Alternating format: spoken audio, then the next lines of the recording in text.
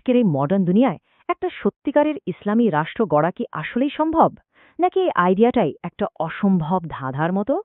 চলুন আজকে আমরা এই জটিল প্রশ্নটার গভীরে ডুব দেই, প্রফেসর ওয়াইল হাল্লাকের বিখ্যাত বই যে ইম্পসিবল স্টেট এর উপর ভিত্তি করে। আর হ্যাঁ, এটা কিন্তু কোনো রাজনৈতিক আলোচনা না, বরং একজন স্কলারের দার্শনিক বিশ্লেষণ। এই যে স্ক্রিনে যে ত্রিভুজটা দেখছেন, এটাকে বলে পেনরোজ ট্রায়াঙ্গেল। দেখতে তো খুবই সিম্পল, তাই না? কিন্তু মজার ব্যাপার হচ্ছে, এটাকে আপনি শুধু কাগজে কলমেই আঁকতে পারবেন। বাস্তবে 3D জগতে এটাকে বানানোই সম্ভব না। একটা ইম্পসিবল শেপ। ওয়াইল হাল্লাকের মূল কথাটা ঠিক এখানেই।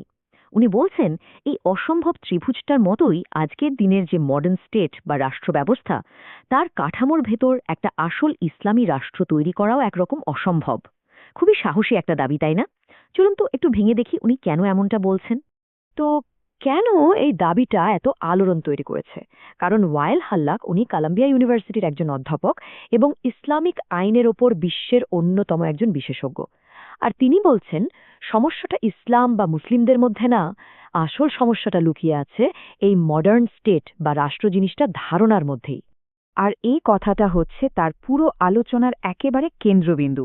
তার মতে, কে ক্ষমতায় আছে, একজন ভালো শাসক নাকি খারাপ শাসক, সেটা আসল কথা না। মূল সমস্যাটা হলো আধুনিক রাষ্ট্রের যে সিস্টেম, যে কাঠামো, সেটাই এমনভাবে তৈরি যা কোনো নৈতিক শাসন ব্যবস্থার সাথে খাপই খায় না।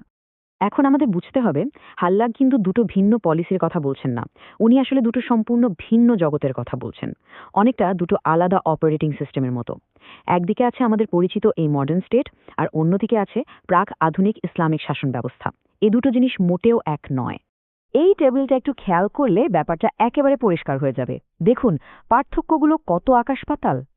মডার্ন স্টেটে সর্বোচ্চ ক্ষমতা বা সার্বভৌমত্ব থাকে রাষ্ট্রের বা জনগণের হাতে, কিন্তু ইসলামিক শাসনে এই ক্ষমতাটা একমাত্র সৃষ্টিকর্তার। মডার্ন স্টেট নিজেই নিজের জন্য আইন বানায়, কিন্তু ইসলামিক সিস্টেমে আইন বা শরিয়া ছিল শাসকেরও উপরে। আর সবচেয়ে বড় যে পার্থক্য, মডার্ন স্টেট নিজের নৈতিকভাবে নিরপেক্ষ বা এমরাল। তার আসল ফোকাস হলো ক্ষমতা আর নিয়ন্ত্রণ। অন্যদিকে ইসলামিক শাসনের ভিত্তিটাই ছিল নৈতিকতা। তাহলে সবচেয়ে গুরুত্বপূর্ণ পয়েন্টটা কি দাঁড়ালো? এটাই, আধুনিক রাষ্ট্র আইন তৈরি করে, কিন্তু ইসলামী ইতিহাসে আইন আগে থেকেই ছিল, যা শাসকের ক্ষমতারও ঊর্ধ্বে ছিল। শাসক সেই আইনের স্রষ্টা নন, তিনি ছিলেন সেই আইনের রক্ষক। এই একটা পার্থক্যই কিন্তু সবকিছু বদলে দেয়। তো তাহলে কি হয় যখন আপনি শরিয়ার মতো একটা জীবন্ত নৈতিক সিস্টেমকে এই আধুনিক রাষ্ট্রের যান্ত্রিক কাঠামোর ভেতরে ফিট করতে যান? হাল্লাকের মতে ফলাফলটা হয় ভয়ঙ্কর। শরিয়া তার আসল স্পিরিট বা প্রাণটাই হারিয়ে ফেলে। আধুনিক রাষ্ট্র কয়েকটা ধাপে শরিয়ার এই প্রাণশক্তিকে কেড়ে নেয়। যেমন, প্রথমে আইনের হাজারো ব্যাখ্যাকে বাদ দিয়ে একটা ভার্সনকে কোড বানিয়ে ফেলে, যা পুরো সিস্টেমটাকে অনমনীয় করে দেয়। এরপর স্বাধীন কাজী বা বিচারকরা হয়ে যান রাষ্ট্রের কর্মচারী। শিক্ষা ব্যবস্থাকে এমনভাবে সাজানো হয় যা স্বাধীন চিন্তার আলেমদের বদলে রাষ্ট্রের অনুগত নাগরিক তৈরি করে। আর শেষে ওয়াকফের মতো সামাজিক প্রতিষ্ঠানগুলো চলে যায় রাষ্ট্রের নিয়ন্ত্রণে। হাল্লাকের এই উপমাটা আমার কাছে অসাধারণ লাগে। উনি বলছেন, শরিয়া কোনো সফটওয়্যার না যে আপনি যে কোনো হার্ডওয়্যার বা মেশিনে মানে মডার্ন স্টেটে ইনস্টল করে দিলেই চলবে। না, এর বেড়ে ওঠার জন্য, ঠিকমতো কাজ করার জন্য একটা বিশেষ নৈতিক আর সামাজিক পরিবেশ দরকার, যা এই মডার্ন রাষ্ট্র নিজেই ধ্বংস করে দেয়। এর ফলে শেষ পর্যন্ত যা দাঁড়ায়, শরিয়া একটা নৈতিক কম্পাস বা পথ প্রদর্শক থেকে বদলে গিয়ে রাষ্ট্রের হাতে ক্ষমতা প্রয়োগের একটা কঠোর হাতিয়ারে পরিণত হয়। এর ভেতরের আত্মাটা মরে যায়, শুধু বাইরের খোলসটা টিকে থাকে। কিন্তু আপনি যদি ভাবেন এই আলোচনাটা শুধু মুসলিমদের জন্য, তাহলে ভুল করবেন। হাল্লাক বলছেন, এই সমস্যাটা আসলে আমাদের সবার। এই মডার্ন রাষ্ট্র ব্যবস্থা নিজেই বিশ্বজুড়ে একটা নৈতিক সংকট তৈরি করেছে, যা আজ পৃথিবীর সব মানুষকে এফেক্ট করছে। এই পয়েন্টগুলো দেখুন, এগুলো আমাদের সবার জীবনের সাথে কিভাবে জড়িয়ে আছে। মডার্ন রাষ্ট্র প্রকৃতিকে দেখে শুধু ব্যবহারের জিনিস হিসাবে, যার ফল আজকের পরিবেশ বিপর্যয়। এটা অর্থনৈতিক লাভকে মানুষের নৈতিক ভালোর চেয়ে বেশি গুরুত্ব দেয়। এটা আমাদের সমাজের সদস্য থেকে বিচ্ছিন্ন করে একজন কনজিউমার বানিয়ে ফেলে। আর রাষ্ট্রের এই সীমাহীন ক্ষমতার লোভ থেকেই তো বিশ্বযুদ্ধ আর পারমাণবিক অস্ত্রের মতো ভয়ঙ্কর সবকিছুর জন্ম। সোজা কথায় বলতে গেলে, হাল্লাকের মতে আধুনিক রাষ্ট্র তার ডিজাইন বা গঠনগত কারণেই নৈতিকভাবে শূন্য।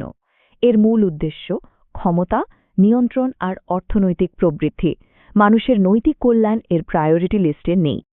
আচ্ছা, এতক্ষণ তো শুধু সমস্যার কথাই শুনলাম। তাহলে এই গভীর সংকট থেকে বের হওয়ার উপায়টা কি? যদি সিস্টেমের গোড়াতেই গলদ থাকে, তাহলে সমাধান কোথায়? এখানে একটা জিনিস পরিষ্কার করা দরকার। হাল্লাক কিন্তু কোনো রেডিমেড সলিউশন বা রাজনৈতিক ফর্মুলা দিচ্ছেন না। তার বইটা কোনো পলিটিক্যাল ম্যানিফেস্টো না, এটা একটা গভীর বিশ্লেষণ যা আমাদের নতুন করে ভাবতে শেখায়। তবে উনি একটা পথের ইশারা দেন। উনি বলেন আমাদের সমাধান খুঁজতে হবে রাষ্ট্রের কাঠামোর বাইরে, সমাজের ভেতরে। আমাদের নিজেদের ইতিহাস আর ঐতিহ্য থেকে সমাজকেন্দ্রিক যে নৈতিক শক্তি, সেটাকে আবার খুঁজে বের করতে হবে। আর সেটার উপর ভিত্তি করে হয়তো সম্পূর্ণ নতুন কোনো ব্যবস্থার কথা ভাবতে হবে। তো শেষ প্রশ্নটা আমি আপনার জন্য রেখে যাচ্ছি। ওয়াইল হাল্লাকের এই পুরো বিশ্লেষণ শোনার পর আপনার কি মনে হয়? এটা কি ভবিষ্যতের জন্য একটি বাস্তবসম্মত পথ, নাকি আধুনিক পৃথিবী থেকে এক ধরনের পলায়নবাদ? এই জটিল প্রশ্নটা নিয়ে ভাবার অনেক অবকাশ আছে।